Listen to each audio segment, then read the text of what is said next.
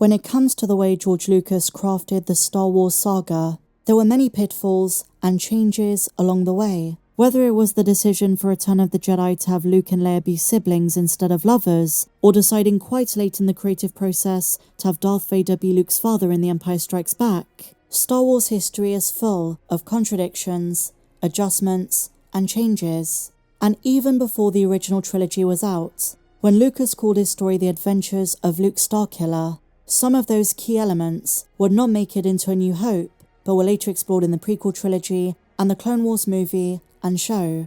But when the original trilogy came out, very little was concrete about Luke's parentage. Anakin's story did have some basic tropes, which Lucas would one day elaborate on in The Phantom Menace, Attack of the Clones, and Revenge of the Sith. And all we knew about Luke and Leia's mother back in 1983 was that Leia somehow remembered her as beautiful but sad. But did you know, in the original sequel to Star Wars, the non-canon 1978 novel Splinter of the Mind's Eye by Alan Dean Foster, there is an unexpected mention of Luke's mother. It might be the first ever reference to Padme in Star Wars literature. In 1993, we would get our first picture, but it was in 1978 she was first referenced in the context of the story of Luke. He seems to know the basics of how she died. The book opens by talking about the sins of humanity, and what the book means by this are the sins of the Galactic Empire. We get a glimpse at Luke's anger after the Battle of Yavin. As he gazes into the emptiness of space, he notes how he perceives the Empire as a cancerous strain. By the time of Splinter of the Mind's Eye, he saw the Empire not only kill his uncle and aunt who raised him, but also how Vader, who he doesn't know is his father yet, killed his mentor and teacher, Obi-Wan Kenobi.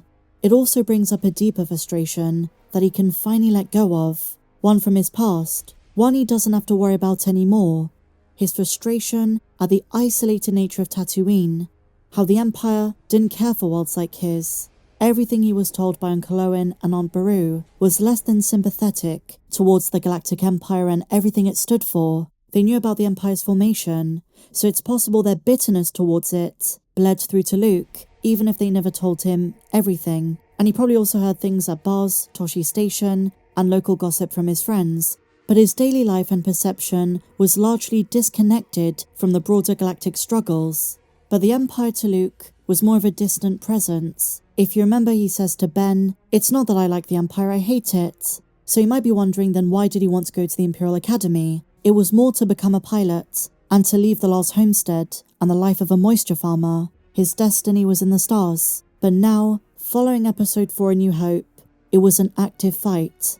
He'd seen what the Empire could do firsthand. So it's really interesting to see that the book starts off from that perspective. So let's dive into it. Here's what it says.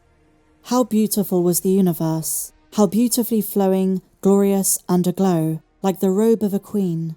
In depressed moments, Luke felt sure there was no really happy living matter on any of those worlds. Only a plethora of destructive human diseases which fought and raged continuously against one another. A sequence of cancerous civilizations which fed on its own body, never healing, yet somehow not quite dying. And he notes how one strain, referencing the Empire and stormtroopers, killed his aunt and uncle as we see in Episode 4, but that this is also how his father and mother died, at the hands of Vader and stormtroopers. This was before Lucas decided to make Anakin and Vader the same person, and before Vader would be revealed to be Luke's dad. So at this point, in 1978, a year after Star Wars was released, as Obi-Wan said, Luke's father was killed by a pupil of his called Darth Vader. He betrayed and murdered Luke's father. But the whole from a certain point of view thing was not yet established. So the book goes along with what Obi-Wan says and describes Padme and Anakin as having died by one of these, quote, violent human strains, the violence and anger in the galaxy, which Luke pins down to the actions and presence of the oppressive Galactic Empire.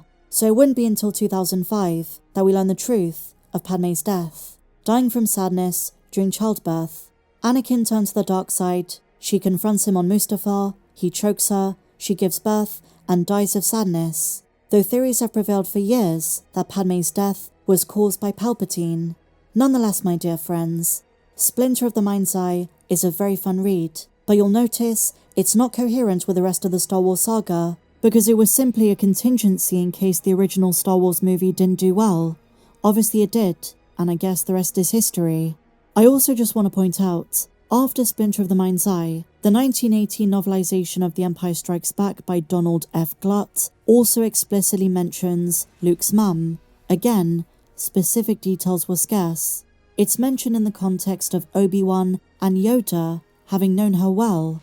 The relevant passage describes how Obi-Wan and Yoda once spoke of Luke's mum in the past. It reveals she was a good woman who died when Luke was very young, too young to remember her, so I guess that bit of continuity was kept in Revenge of the Sith. Obi-Wan refers to Luke's mother in a conversation, indicating that she had died a very long time ago. She's described as kind, warm-hearted, and loving, and how her death was a significant loss to Ben. But like I say, my dear friends, it is an instance before Padme existed as a character where she was inadvertently mentioned.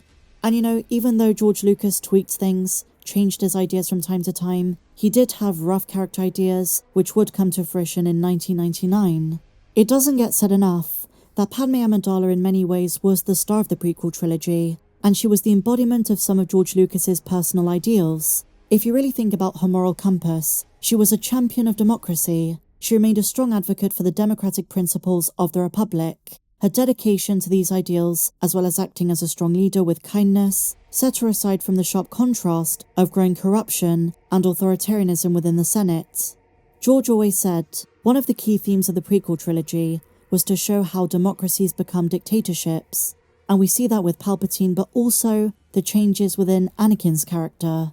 There's a lot of political undertone, and the conflict in changing ideals between Padme and Anakin was central to the prequel narrative.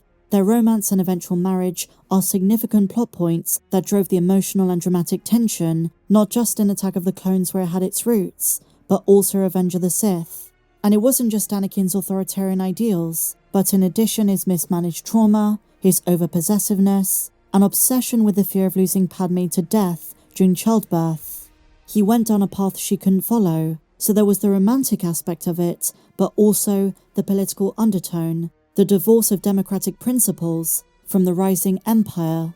Had Padme lived, I strongly believe the rebel cause would have been stronger from the word go. The delegation of 2000 was already gaining momentum. The formation of the Rebel Alliance by Mon Mothma and Bail Organa would have had stronger and earlier roots. She would have put up an instant resistance against Palpatine's new regime. She's a fantastic character, one of the best in the entire franchise, and I'm so glad that George went back and explored her story in depth. I'm also a big fan of E.K. Johnston's Queen series, highly recommend it.